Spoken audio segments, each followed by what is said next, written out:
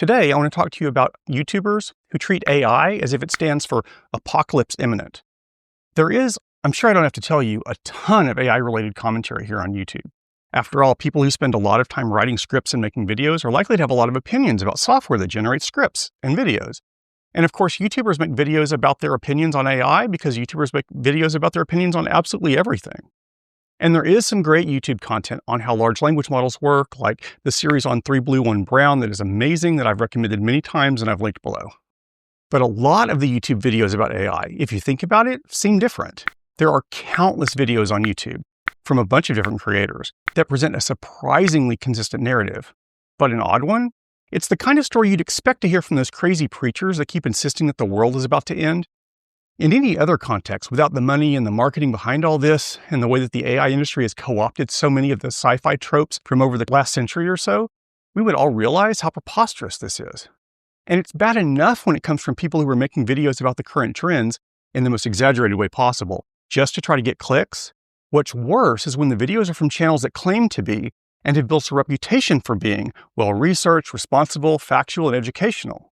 And those videos sometimes even misstate the past and present in order to justify a sensationalist AI future. Now, there are a lot of channels and a lot of videos I could have picked, but today I've just picked a few examples from SciShow, Kyle Hill, and Kurzgesagt, each of which has accumulated millions of views across their AI-related videos. I'm going to show you some clips. I'm going to point out the misinformation and the unsupported assertions, and then I'm going to show you how that props up what the AI industry is trying to do, how harmful that is being to real people, and what we should be doing instead. And I'm going to try to do it as calmly as I can, which is going to be hard for me because I'm pissed.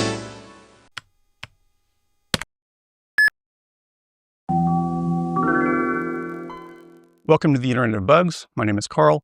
I've been a software professional since the 1980s, and I'm trying to do what I can to make the internet a safer, more reliable, and less buggy place. And in my professional opinion, AI is the biggest current threat to the internet because the code AIs generate is still riddled with bugs and security problems, and because the narrative around AI is motivating companies to lay off competent software developers that could otherwise be fixing bugs and improving the online experience for all of us. But also, even though it's outside my particular software-related YouTube niche, because these AI companies and their creations are causing problems even worse than bugs. They're turning the internet into a transportation medium for disinformation and worse, inflicting harm on innocent humans in the form of AI psychosis, encouraging troubled teenagers to commit self-harm, allegedly, and likely causing problems in ways that we haven't even found out about yet. Okay. Quick housekeeping note before we get started. I recently made a video that was a rant about a specific SciShow episode about AI that I thought was particularly egregious. But because that one SciShow video is really just a drop in the ocean that is AI disinformation on YouTube, and because too many people thought that that video was more about SciShow is bad rather than AI propaganda is bad, I'm replacing that video with this one, and I've incorporated some of that video script into this one. So if some of this sounds familiar to regular watchers of this channel, that's why. Okay. The first consistent idea that's pushed in many of these YouTube videos is what I'll call the inevitability of AI. The idea that super AI is going to happen no matter what we do, so there's no point in fighting it. Let me show you some examples. And make no mistake, ChatGPT is the most visible of these generative AIs, but it's just the first. There will be more, and they will be better, and then those will get better faster. And then what happens? These models are as bad as they are ever going to be, which I totally accept. Like, that is true. In the past, AI was narrow and able to become good at one skill, but was rather bad in all the others. Simply by building faster computers and pouring more money into AI training, will get us new, more powerful generations of AI. These technologies are going to continue to develop and spread globally. If the United States stops developing AI, China is not going to. So there are a couple of variants on a theme here. One is the AI is going to get better and better and better narrative. And the other is, well, if we don't build it, China's going to. I find it very interesting that those ideas are presented over and over as if they're just obvious with no better justification than, as Hank Green says, like, that is true. I don't buy the it'll only ever get better narrative. In fact, I made a whole video about how I think that's the biggest lie we get from the AI industry, and I'll link that below. But it's not just me. AI critics have been saying that for years, and people from the industry are finally admitting that just adding more computers isn't enough. But what's important for this discussion is that the logical conclusion of the inevitable way of thinking is that trying to stop AI development is pointless. Now, who might want you to believe that? and why? Let's move on to the next one of the attributes that these AI hype videos seem to share, which is what I'll call exceptionalism. This is the idea that AI is something so exceptional, so new, so different than anything humanity has experienced before that previous rules and experiences just don't apply. So here's a clip from a Kurzgesagt video called, ridiculously, AI, humanity's final invention. In 1997, an AI shocked the world by beating the world champion in chess, proving that we could build machines that could surpass us. Oh, okay, let me get this straight. So in 1997, a chess program finally proved that we could build machines that could surpass us? Really? You think so? Let me introduce you to page 7 of Giant Brains, or Machines That Think by Edwin Berkeley, published in 1949. Quote, "The kinds of thinking a mechanical brain can do." There are many kinds of thinking that mechanical brains can do. Among other things, they can learn what you tell them, apply the instructions when needed, read and remember numbers, add, subtract, multiply, divide, and round off, look up numbers in tables, look at a result and make a choice, do long chains of these operations one after another, write out an answer, make sure the answer is right, know that one problem is finished and turn to another, determine most of their own instructions, and work unattended. They do these things much better than you or I, unquote. Now that sounds like a modern reaction to ChatGPT. Well, with the exception of make sure the answer is right, because ChatGPT ain't doing that one. You see, it turns out that the vast majority of the claims about how AI is going to change everything in ways we've never seen before are incredibly similar to the claims in the 1940s and 1950s about how giant brains, aka computers, were about to change everything in ways we've never seen before. If you read about the history of how technology impacts society, you'll find that older humans tend to freak out about newly invented technologies in exactly the same way that their parents or grandparents freaked out about tech that they consider normal. Consider this quote, "The free access which many young people have to romances, novels, and plays has poisoned the mind and corrupted the morals of many a promising youth." That's from Memoirs of the Bloomsgrove Family by Reverend Enos Hitchcock, published 1790. Almost every generation insists that what's happening now is different, so different that it's changing everything. And yet, life goes on. But the fact remains that there are many, many, many ways that computers have surpassed us over the decades. We just take it for granted now that computers have been better than us at arithmetic and searching text since my parents were in elementary school. But arguments like AI proves that X can happen when in fact X happened in the 1940s is only one of the ways that these videos claim that AI is exceptional. Sometimes they also decide to just make things up. Here's Kurzgesagt again. Humanity is not ready for what will happen next. Not socially, not economically, not morally. Okay, and you know that how exactly? And that's based on what exactly? Guess it must be the Hank Green school of, like, that is true. So these next clips have another way of claiming exceptionalism, in this case by just being disingenuous about past events. We really are on a precipice here. Nothing has happened before like this, and not so fast. Technology moves fast. We went from the Wright brothers to the first commercial airline in just 11 years. But even compared to aircraft, antibiotics, and nuclear power, the speed at which we are developing artificial intelligence beats them all. This is all happening really fast. Faster than cell phones, faster than computers. So this is just blatantly false. Let's pick one example from the end there. The speed at which we're developing AI does not beat the speed at which we developed nuclear power. And it's not even close. The Manhattan Project was founded in August of 1942. By December, 4 months later, they had a nuclear reactor running at 200 watts. And 3 years after that, in August 1945, more than 100,000 people were killed in nuclear explosions at Hiroshima and Nagasaki. 10 years after its founding in 1952, both the US and the Soviet Union had nuclear-capable strategic bombers, and the era of mutual assured destruction was beginning. OpenAI was founded in 2015. Had OpenAI accomplished anything as impactful as Hiroshima by 3 years after its founding? No. Has OpenAI or anyone or anything related to AI accomplished anything as impactful as Hiroshima ever? Also no, thank God. Is there now, 10 years after OpenAI's founding, an AI equivalent of a strategic nuclear bombing fleet as there was 10 years after the Manhattan Project? Again, also no. So how exactly is it that AI is supposed to be developing faster than that? Yeah, it's not. And SciShow should know better and do better. But this nuclear comparison leads to the next attribute of this garbage AI claims by YouTubers, which often, but not always, is discussed in terms of making humanity extinct. So I'm going to call it lethality.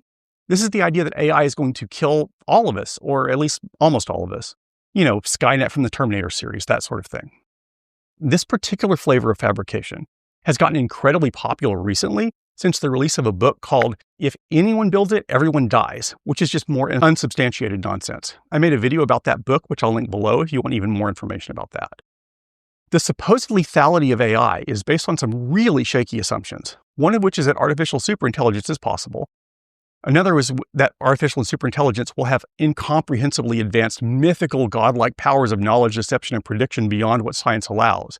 And another of which is that artificial superintelligence can be reached, probably in very short timescales, by a process called recursive self-improvement, which is where AI makes a smarter version of itself, and that version makes a smarter version of itself, and that version makes a smarter version of itself, and so on and so on. It's a hypothesis taken straight out of The Hitchhiker's Guide to the Galaxy. I speak of none but the computer that is to come after me. A computer whose merest operational parameters I am not worthy to calculate. Yet I will design it for you. I do not believe that the doomer idea of superintelligence, artificial or not, can possibly exist. And that's not my personal opinion. That's because superintelligence, as doomers usually describe it, is precluded by well-established mathematical and philosophical principles. I'm not going into that today, though. That's going to have to be its own video. I'm working on it. So hit the subscribe button if you want YouTube to suggest it to you when I get it done. So here's a quick look at how some YouTubers push the idea of AI lethality. Humanity's final invention. Artificial intelligence. Many reasons why future AI might be impossible to control. AGI might be the last invention of humanity. It's possible that it could become the most intelligent and therefore most powerful being on Earth. A god in a box that could subvert civilization and bring about our end, with humanity unable to come up with a way to stop it. If or when a superintelligent AI decides to destroy us.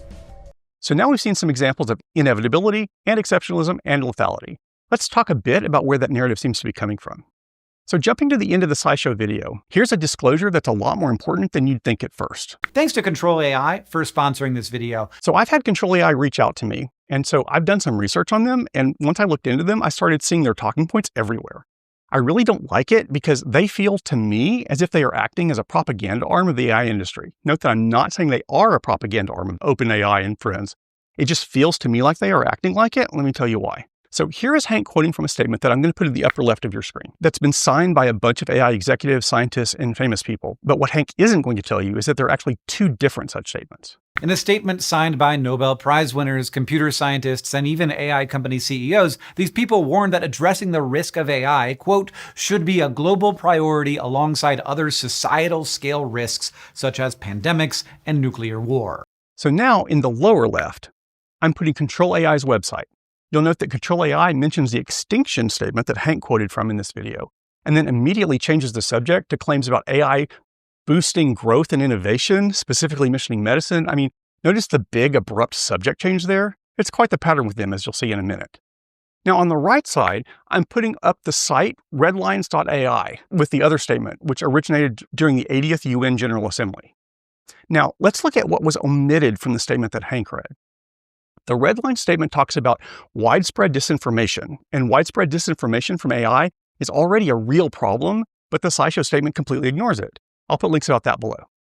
The Redline statement also talks about large-scale manipulation of individuals, including children, and again, already a real problem, and again, links below, but the SciShow statement, again, just completely ignores it. Likewise, the statement that originated from the UN warns about mass unemployment and systemic human rights violations. These are also already real problems that are actually occurring now, but again, the statement on the left ignores it, and again, I've put references to those problems actually happening now below. The closest this statement gets to talking about extinction at all is mentioning pandemics, which, while bad, are not extinction-level threats, because, as we found out in 2020 and 1918 and during the Black Plague in the Middle Ages and a bunch of other times, the human race, or at least enough of us, will take actions to limit the spread and impact of such outbreaks, such that many of us will survive, be that quarantine or whatever. But the most telling thing about this statement is, quote, ensuring that all advanced AI providers are accountable. I wonder why the Control AI people might not want people talking about that or thinking about that. The Control AI webpage and SciShow in this video really want to make you think about and worry about the potential hypothetical someday, maybe sometime in the future, risk of humanity maybe going extinct, possibly because of AI. Whereas I, and I made a whole video about this that I'll link below, think that our attention needs to be focused on the now problems emphasized by the statement on the right, like disinformation, manipulation, unemployment, human rights violations, and holding OpenAI and the other providers accountable. And I'm not the only one. So let's take a look into the signatories of these statements. Of the people that only signed the statement on the right are at least 5 Nobel Peace Prize recipients, 3 recipients of the Nobel Prize for Economics, 1 for chemistry, at least 3 former heads of state, and a former president of the United Nations, as well as John Hopfield, who shared the 2024 Nobel Prize in Physics with Geoffrey Hinton, and Hinton signed both statements. Now, let's look at who only signed the Extinction statement. Sam Altman, the CEO of OpenAI, as well as CEOs of Anthropic and Google DeepMind. Imagine that. The CEOs of 3 of the largest AI companies think that we should worry about extinction from AI, but don't think we should worry about AI causing disinformation, manipulation, or human rights violations, and they definitely don't want us to worry about ensuring that all advanced AI providers are accountable. 5 Nobel Peace Prize recipients on the right, 3 CEOs of huge AI companies on the left. Which side are you on? Which side would you expect a group called Control AI to be on? Which side would you hope that SciShow would be on? Now, it's true that Control AI did spend 7 months or so until mid-2024 campaigning against deepfakes, and that's a good thing, although they're no longer running that campaign and deepfakes are a bigger problem than ever. Oh well. And it's also true that Control AI is listed in the partner section of the red line statement. From that, you would expect, or at least I would expect, that if Control AI was truly acting as a partner, that Control AI would be supporting, or at least mentioning, the initiatives in the UN statement. Alas, not so much. There's only one webpage from Control AI that talks about the Red Lines initiative. Here's that page, which isn't actually on the Control AI site. It's just on their AI News Substack. And this page does include the red line statement, or kind of it appears to. What it actually has is just a screenshot of the red line statement. So the statement doesn't exist as text on the Control AI site, and none of the risks from red line statement are mentioned in the text, and none of them can be indexed by a search engine on their site. So what does Control AI include about the red line statement? Well, so this quote, "We urge your governments to establish clear international boundaries to prevent universally unacceptable risks for AI." Well, okay. It's odd for them to include the part about risks, considering they don't actually mention any of the risks. And Control AI says about red lines AI, quote, "The statement doesn't specify what the red line should be," which, while technically true, I think is disingenuous because the statement does list several risks that Control AI fails to mention, as well as call for accountability that Control AI also doesn't mention. And then Control AI changes the subject to talking about an extinction threat, the thing that the UN red line statement explicitly omitted. I told you there was a pattern of Control AI abruptly changing the subject. And I'm putting up here on the screen several Google searches showing risks from the red line statement that are not mentioned at all on the Control AI site, at least at the time I was recording this video. I've heard over and over from people that the doomers who warn about the existential threats also worry about the immediate issues that AI is causing. Like I just showed you though, with the Control AI website, that has not been my experience at all. Most of what I've seen out of the AI will make us extinct camp downplays or ignores the nearer term problems. So let's talk about why that matters. The problem with the extinction argument is that there's no clear actionable path to solving the extinction problem, because it's only hypothetical at this point in time. The focus on a problem with no concrete characteristics at all leads to endless and fruitless debates, and it provides no help or relief for any of the actual victims, like the parents of the teenagers that have committed chatbot-encouraged fatal self-harm, allegedly, or the teenagers that are currently probably allegedly being encouraged to harm themselves by chatbots, whose parents are unaware and unable to intervene, that we'll probably find out about later. By contrast, many of the immediate problems have clear-cut solutions. For example, severe, explicit criminal penalties for developing or hosting a service that can be shown to have generated content that manipulated or encouraged anyone to harm themselves or others. Regulations like that would immediately help the teenagers and the parents, because the companies would be forced to reckon with these problems or risk real penalties. And as a bonus, making companies liable for what their software does will force them to slow down and to understand how to control their software, which in turn will also greatly increase our understanding of how to control their output, which cannot help but improve our understanding of the alignment problem, and that cannot help but reduce the risk of any eventual hypothetically misaligned superintelligence that might lead to huge numbers of human casualties. So focusing on the immediate problem helps both cases, the near term and the hypothetical long term, while focusing on the hypothetical problems ignores the immediate case completely and still may not be useful in the future, even if the eventual hypothetical case were to come to pass, because we don't know what to do about the hypothetical case. But although current risk accountability regulation is clearly in the public interest, According to me, and according to the red line statement that came out of the UN, it's not in the interest of the people in the AI industry who are trying to put as much money in their pockets as they can. And so the CEOs of the biggest AI companies sign the extinction-oriented statement and don't sign the one calling out more immediate risks or calling for them to be held accountable. And with all these AI companies, nonprofits, and large educational YouTube channels pushing this apocalyptic narrative, it's hard for those of us trying to be realistic to even keep up with all of it, much less make videos about it all. And putting together a video with facts and references is so much more work and so much more time consuming than reading off AI industry talking points. But although I'm only one person, I'm going to keep doing what I can, like giving you things to look out for to tell when something is industry propaganda, like the ones we've discussed in this video, namely inevitability, exceptionalism, and lethality. I wonder if there might be an easier way to remember that. There you go. When consuming AI content, look for the lie. Now that I think about it, I should add superintelligence as another purely hypothetical thing that the AI industry propaganda won't shut up about, but that is completely unsupported by any actual evidence. That should make it even more easy to remember. Lethality, inevitability, exceptionalism, and superintelligence. When you see AI content, look for the lies. And if you find them, there's a good chance it's more propaganda than it is practical. So wish me luck, and feel free to subscribe if you're so inclined. I would ask for people to be kind in the comments, but it wouldn't do any good, so I'm not going to bother. Just always remember that the internet is full of bugs and misinformation, and anyone who says different might just be parroting industry talking points and trying to distract you from all the ways the industry is, allegedly, harming real people as you are watching this. Let's be careful out there. Thanks for watching.